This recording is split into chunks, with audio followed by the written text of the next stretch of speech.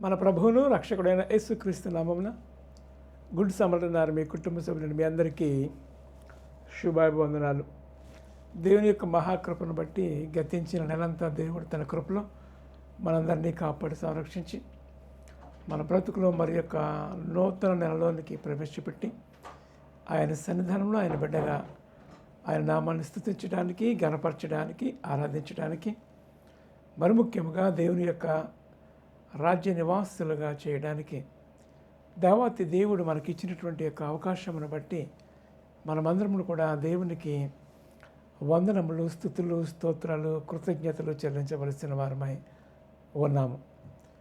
దేవుని యొక్క మహాకృపలో మనమందరము కూడా ఈ త్రిత్వములోని 3వ ఆదివారంలోనికి మనము వచ్చి ఉన్నాం. ఈ త్రిత్వములోని 3వ ఆదివారం కొరకు ఏర్పాటు చేయబడినటువంటి దేవుని యొక్క లేఖన అంశములుగా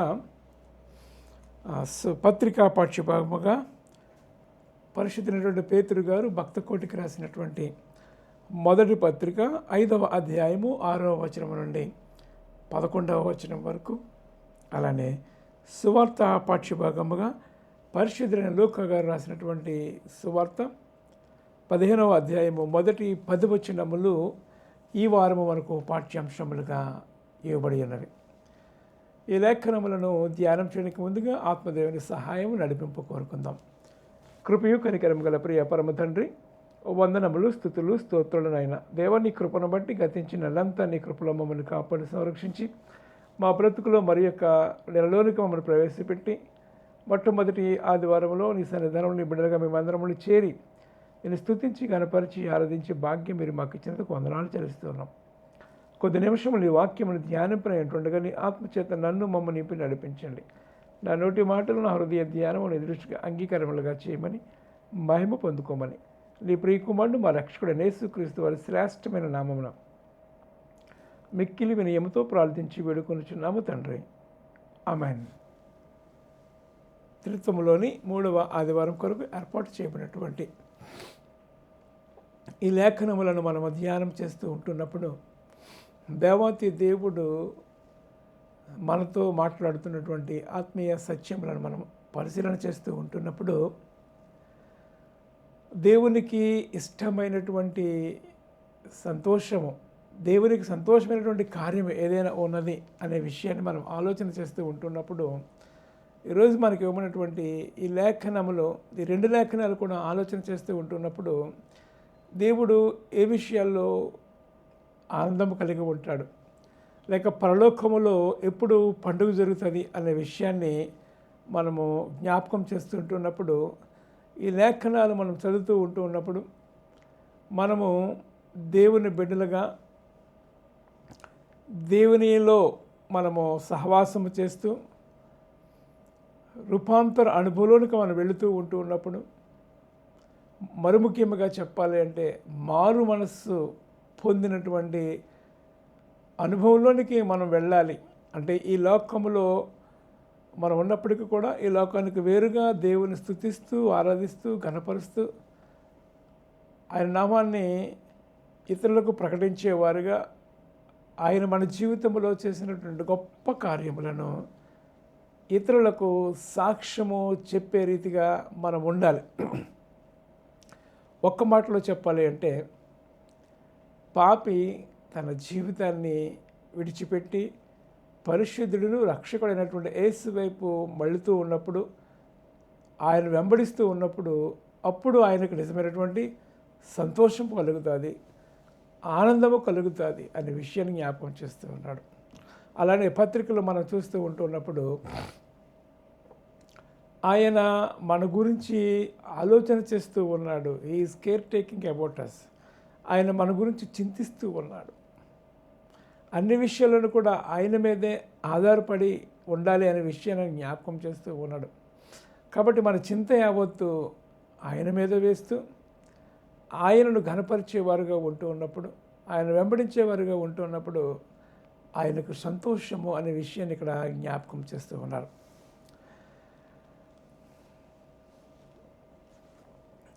పరిశుద్ధమైనటువంటి ఈ లూకా గారు రాసినటువంటి సువార్త 15వ అధ్యాయం మనందరికీ బాగా సుపరిచితమైనటువంటిది. మనం ఆలోచన చేస్తూ ఉంటాం. అదేంటంటే 11వ వచనం నుండి ఆ చివరి వరకు మనం చూస్తూ ఉన్నప్పుడు ఇద్దరు కుమారుల గురించి ఉపమానం మనం చూస్తూ ఉన్నాం. తప్పిపోయిన కుమారుడు, వాస్తవానికి తప్పిపోయినటువంటి కుమారుడు ఎవరు అని ఆలోచన చేస్తూ ఉంటే తన తండ్రితో సహవాసం చేసిన వాడే అనేటువంటి మాటను మనం చూస్తూ ఉన్నాం.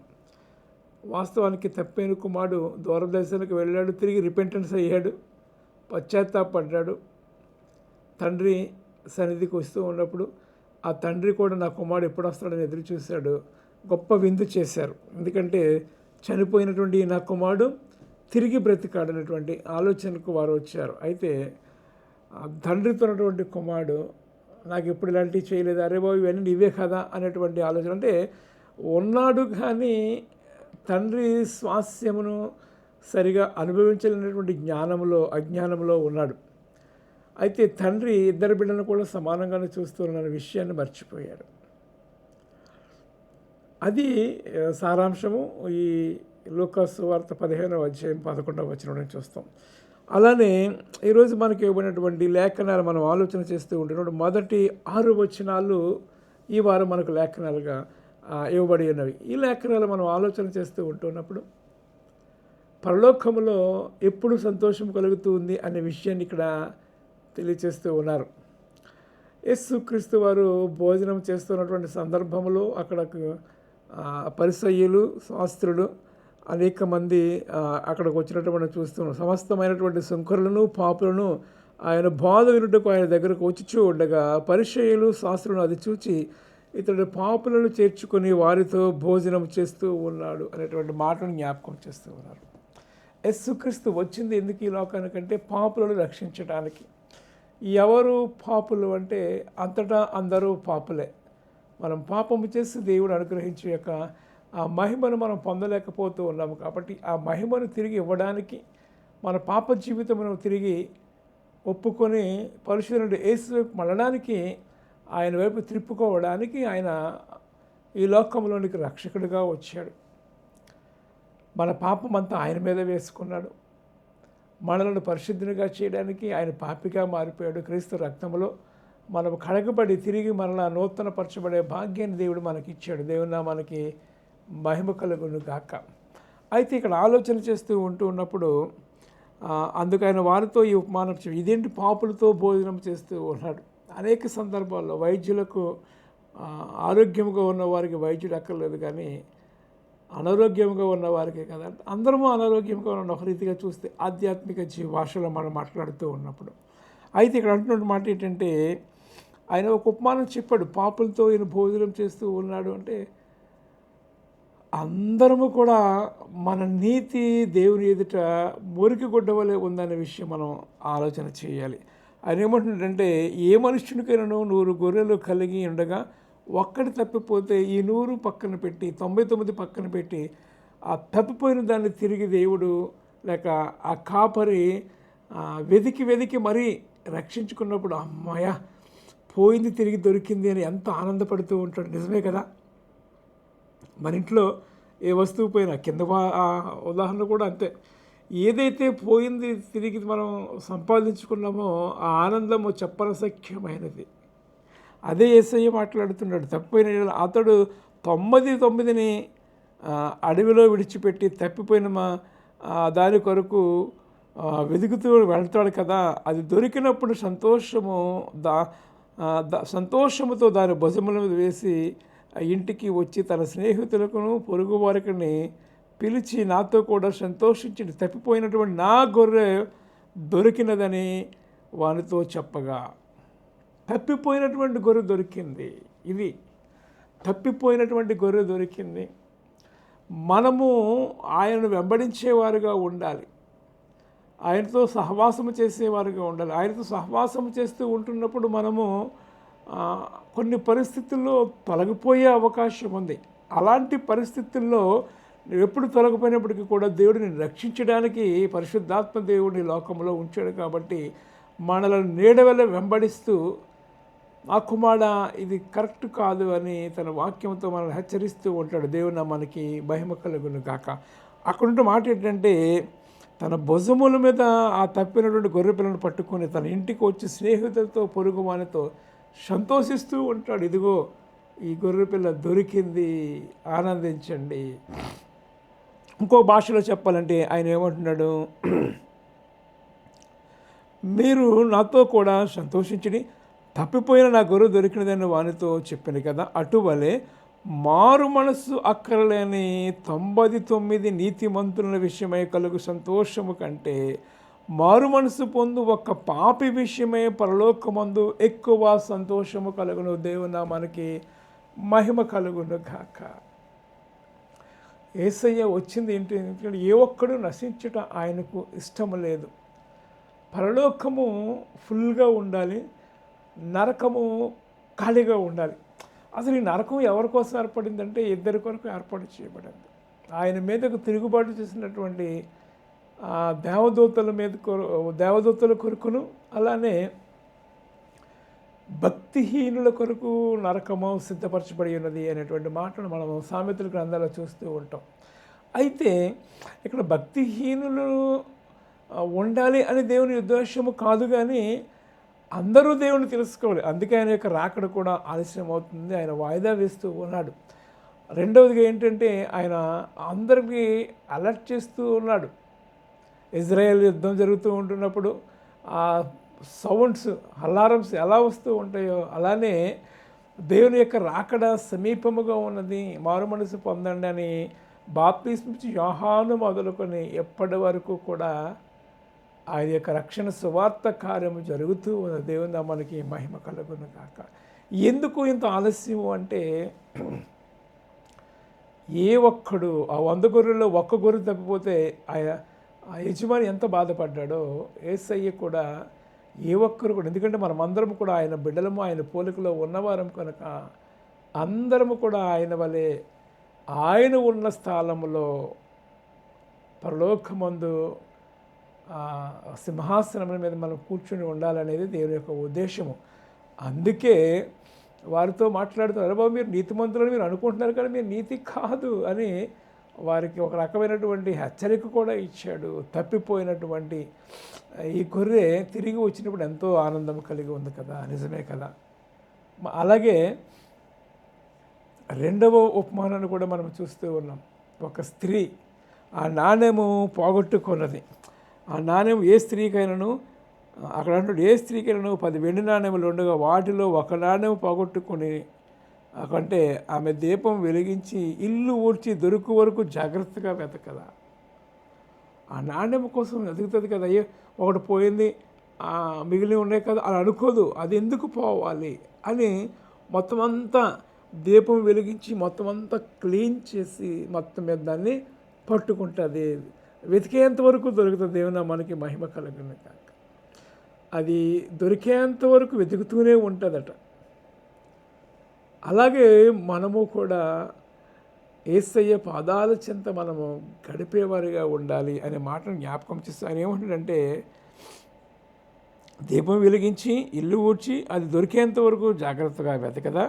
అది దొరికినప్పుడు తన చిలికెత్తులను పొరుగువారిని పిలిచి నాతో కూడా సంతోషించి నేను పోగొట్టుకున్న నాణ్యము దొరికినదని చెప్పును కదా. అటువలనే మారు మనసు పొందు ఒక పాపి విషయమై దేవుని దూతల ఎదుట సంతోషము కలుగునని మీతో చెప్పుచూ ఉన్నాను. ఏ ఒక్కరూ నశించుట ఆయనకి ఇష్టం లేదు. ప్రతి ఒక్కరూ ఈ లోకములో మానవుడిగా ఉన్నటువంటి ప్రతి ఒక్కరు కూడా ఆయన తెలుసుకోవాలి. అంతటా అందరూ ఆయనను వెంబడించాలి. అది దేవుని యొక్క ఉద్దేశ్యం. అందుకే యేసయ్య శిష్యులకు ఆ కమాండ్మెంట్ ఇచ్చాడు. పునరుద్ధాన్ని తిరిగి లేచిన తర్వాత సర్వ సృష్టికి వెళ్ళి సర్వలోకములకు సువార్తను ప్రకటించండి. ఈ వారంలో మనము భారత క్రైస్తవ దినోత్సవం జరుపుకుంటున్నాం. మన ఇండియాలోకి క్రిస్టియానిటీ రావడానికి కూడా తోమా గారు ఎంతో ప్రయాసపడి ఎన్నో శ్రమలు అనుభవించి సువార్త ప్రకటించి ఆయన మరణించినటువంటి విషయం, హతసాక్షిగా మరణించిన విషయం మనందరికీ తెలుసు. ఎందుకు అంటే దేవుని యొక్క బాధ వేదన వారు అర్థం చేసుకున్నారు కాబట్టి, దేవునితో వారు సహవాసము కలిగి చూశారు కాబట్టి దేవుని కొరకు జీవించడానికి వారు నిర్ణయించుకున్నారు. వారు అలాగా ప్రయాసపడ్డారు కాబట్టి మన దేశానికి సువార్త వచ్చింది, ప్రపంచమంతా సువార్థీకరణ జరిగింది. నేను అనేక సందర్భాల్లో చెప్తూ ఉంటాను, నాకెందుకులే ఈ భారము, నాకెందుకులే ఈ బాధ్యత అనుకుంటే ఎవరు చేస్తారు? మరి నువ్వేం చేస్తావు? నీకు బాధ్యత లేదా? నీవు దేవుని కుమారుడు కదా, నీవు రక్షింపబడలేదా? క్రీస్తు రక్తంలో కడగబడలేదా? ఆయన ఆశీర్వాదాలు కావాలి, కానీ ఆయన చెప్పిన పని నువ్వు చేయుగా. నువ్వు చేసేవాడిగా ఉండాలి. దీవెన కావాలి అంటే behind every blessing there is a condition. గులాబీ పువ్వు గురించి మనం చూస్తూ ఉంటున్నాడు. పువ్వు పరిమళముగా కనిపిస్తూ ఉంటుంది, కానీ కింద దాని ముళ్ళు ఉండదు. అది సెక్యూరిటీ. అలానే ప్రతి ఆశీర్వాదము మన జీవితంలో కావాలి అంటే ఒక పెయిన్ ఉంటుంది. ఆ పెయిన్ ఏంటంటే క్రీస్తు కొరకు నువ్వు శ్రమపడాలి, క్రీస్తు కొరకు నువ్వు సమయాన్ని వెచ్చించాలి, దేవుని సన్నిధిలో నువ్వు కనిపెట్టేవారుగా ఉండాలి, దేవుని స్వరము విరేంత వరకు కూడా నువ్వు ఎదురు చూసే వ్యక్తిగా నీవు ఉండాలి అని దేవుడు కోరుకొని చూడు. దేవుని నామానికి మహిమ కలుగును గాక. పరలోకములో విందు సంభవిస్తుంది అనేటువంటి మాటలు మనం చూస్తూ ఉన్నాం. ప్రియమైన వాళ్ళారా, ఇప్పుడు పాపి తన పాపమును విడిచిపెట్టి పరిశుద్ధుడైన యేసు వైపు చూడడానికి మనం ఆలోచన చేస్తూ ఉంటున్నప్పుడు యెహెజ్కేలు గ్రంథము మనం ఆలోచన చేస్తూ ఉంటే 18వ అధ్యాయము 21వ వచనం. యెహెజ్కేలు గ్రంథము 18వ అధ్యాయము 21వ వచనాన్ని మనం చూస్తూ ఉంటున్నప్పుడు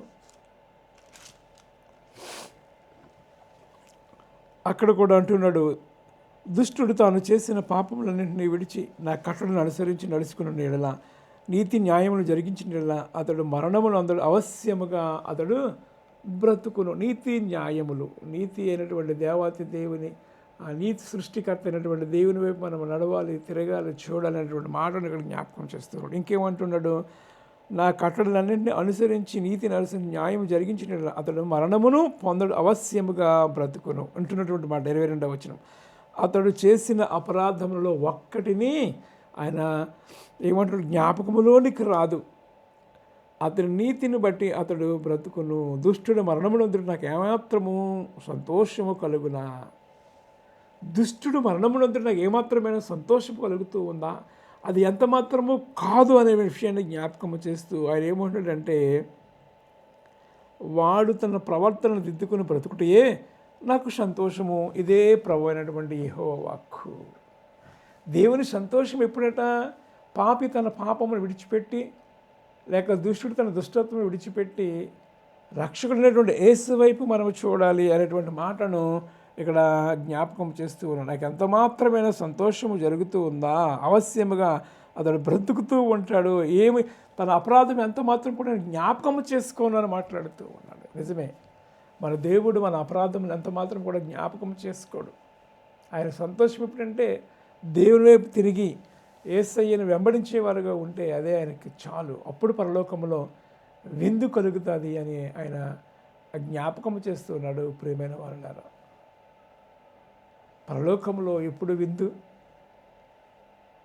పాపి తన మార్గమును విడిచిపెట్టి పరిశుద్ధుడైన యేసు వైపు తిరిగి రక్షణ పొందినప్పుడు పరలోకంలో విందు కలుగుతుంది అని దేవుడే మాట్లాడుతున్నాడు. ఆయన సంతోషం ఎప్పుడంటే రిపెంటెన్స్. తప్పైన కుమారుడు రిపెంటెన్స్ అయ్యాడు, ఎంతో ఆనందంతో విందు చేశారు.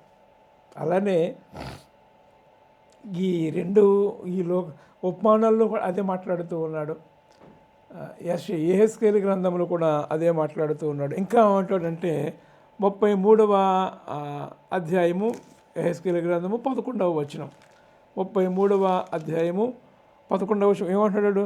కాగా వారితో ఇట్లను, నా జీవము తోడు దుష్టుడు మరణమునందుట వలన నాకు సంతోషము లేదు, దుర్మార్గుడు తన దుర్మార్గత నుండి మరలి బ్రతుకుడు వలన నాకు సంతోషము కలుగును. కాబట్టి ఇశ్రాయేలులారా, మనస్సు తిప్పుకునుడి, మీ దుర్మార్గము నుండి మరలి మనస్సు తిప్పుకునుడి, మీరెందుకు మరణమునందుదురు?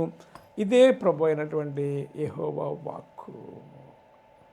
దేవుడు ప్రేమమయుడు అన్నాడు కాబట్టి ఇప్పుడు కూడా మరి ఒకసారి మనతో మాట్లాడుతూ ఉన్నాడు. నాకు సంతోషం ఎప్పుడంటే ఆ దుష్టత్వం విడిచిపెట్టి నన్ను వెంబడిస్తూ ఉన్నప్పుడు నా రాజ్యంలో ఒక వ్యక్తి చేరుతూ ఉన్నాడు. ఓ పండుగ. నిజమే కదా, దేవుడు తన బిడ్డలను, మన కడుపున పుట్టినటువంటి బిడ్డల్లో ఆ 10 మంది ఉన్నప్పుడు ఒకడు పాడైపోతూ ఉంటే ఆ 10 మందిలో 9 పక్కన పెట్టేస్తే తల్లి ఆ పాడైపోయిన లేక చనిపోయిన లేక తప్పిపోయినటువంటి కుమారుడు గురించి దిగులు పడుతూ ఉంటుంది కదా, వేదన పడుతూ ఉంటుంది. అయ్యో నా కుమారుడు కూడా ఉంటే ఈ 9 మండుగతో వాడు కూడా ఆనందం పాలు పంపులు పొందుకుంటాడు అనేటువంటి తల్లి ఆ బాధను పడుతూ ఉంటుంది, తండ్రి కూడా పడుతూ ఉంటాడు. అలానే రక్షకుడైనటువంటి దేవతి దేవుడు కూడా మన గురించి అలాంటి ఆలోచన ఆయన కలిగి ఉన్నాడనే విషయాన్ని జ్ఞాపకం చేస్తూ ఉన్నాడు. ప్రియమైన వారులారా, ఈరోజు మనకి ఇవ్వబడినటువంటి ఈ పత్రిక, ఈ పాఠ్యభాగము ఏదైతే ఉన్నదో అపోస్తులైనటువంటి పేతురు గారు భక్త కోటికి రాసినటువంటి లేఖలు మనం చూస్తూ ఉన్నప్పుడు ఆయన మనల్ని గూర్చి చింతిస్తూ ఉన్నాడు. Is care taking about us, చింతిస్తూ ఉన్నాడు అనేటువంటి మాటను జ్ఞాపకం చేస్తూ ఉన్నాడు. కాబట్టి ఆయన బలిష్టమైనటువంటి హస్తముల కింద మనము ఉండాలి అనేటువంటి మాటను జ్ఞాపకం చేస్తూ ఉన్నాడు. 5వ అధ్యాయము 6-11, మొదటి పత్రికలో 5వ అధ్యాయము 6-11 ఏమంటాడు? దేవుడు అహంకారులను ఎదిరించి తగిన సమయం అందు మేము రక్షించినట్లు ఆయన బలిష్టమైన హస్తముల కింద లేక చేతి కింద దీన మనస్కులై ఉండి ఆయన మిమ్మల్ని గూర్చి చింతించుచూ ఉన్నాడు. కానీ మీ చింత యావత్తు ఆయన మీద వేయడి. ఇది చాలా ప్రాముఖ్యమైనది. ఆయన మన గురించి పట్టించుకుంటూ ఉన్నాడు, ఆయన మన గురించి ఆలోచన చేస్తూ ఉన్నాడు, ఆయన మన గురించి బాధ్యత కలిగి ఉన్నాడు అనే విషయాన్ని పేతురు గారు చాలా చక్కగా వివరిస్తూ ఉన్నాడు. ఆయన మనలను లక్ష్యము చేస్తూ ఉన్నాడు. నీవు ఒంటరివి కావు, నీవు దిక్కుమాలిన వాడవు కావు, నీవు దిగంబరివి కావు, నీవు ఒంటరివి కావు అనేటువంటి మాటను జ్ఞాపకం చేస్తున్నావు. నీవు విలువ పెట్టి కొనబడినటువంటి వాడవు. నా కుమారుడా, నా కుమార్తె, ఇదిగో నేను నీ కొరకు అన్నీ చేశాను, నీవు నా వైపు తిరుగు, నన్ను గురించి ఆలోచన చేయి, నేను నీ పక్షముగా ఉంటాను అని ఆయన జ్ఞాపకం చేస్తూ మాట్లాడుతున్నాడు. ప్రియమైన వాళ్ళారా, నా వైపు రండి, మీరు ఎందుకు మరణిస్తూ ఉంటారు? నేను మీకు రక్షణ ఇస్తాను, విశ్రాంతినిస్తాను, ఆశీర్వాదం పరలోక రాజ్యంలో నాతో కూడా ఉండే భాగ్యం ఇస్తాను. మీరు చేయవలసింది ఏంటంటే నీతిమంతుడైనటువంటి నా వైపు మీరు తిరగండి, మీరు నీతిగా జీవించండి. అదే మాట్లాడుతూ ఉన్నాడు. ఎంత జ్ఞాపకంతో ఏమంటూ ఉన్నాడు?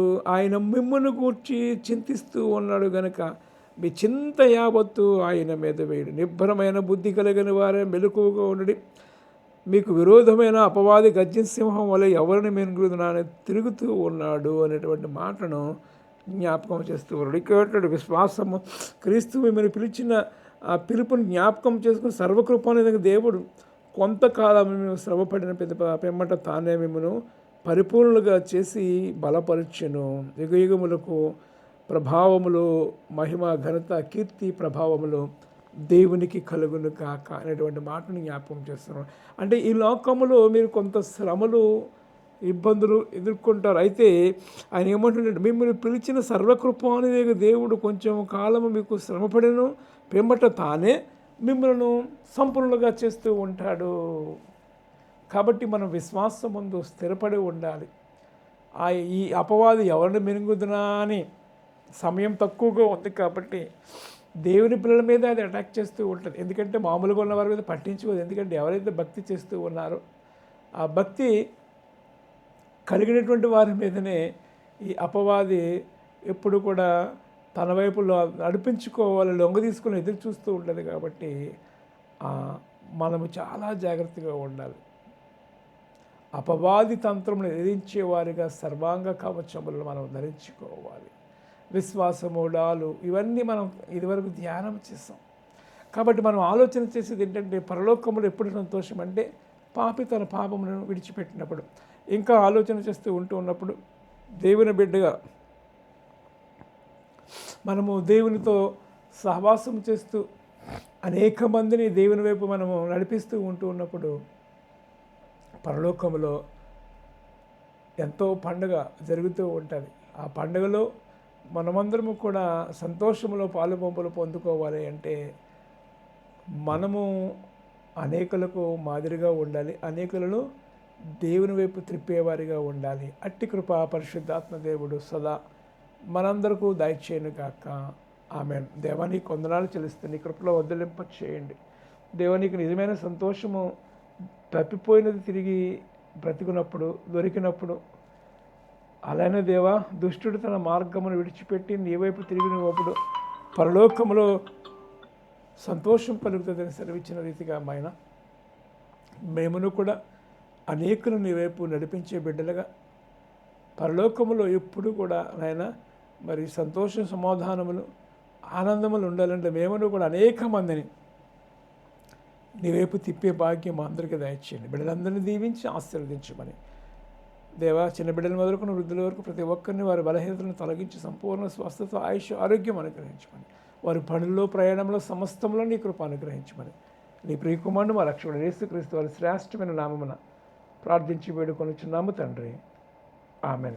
మన తండ్రి అయిన దేవుని ప్రేమయు ప్రభువైన యేసుక్రీస్తు కృపయు ఆత్మదేవుని అన్యోన్య సహవాసము సన్నిధి సదాకాలం మీకు తోడేండును గాక. ఆమెన్.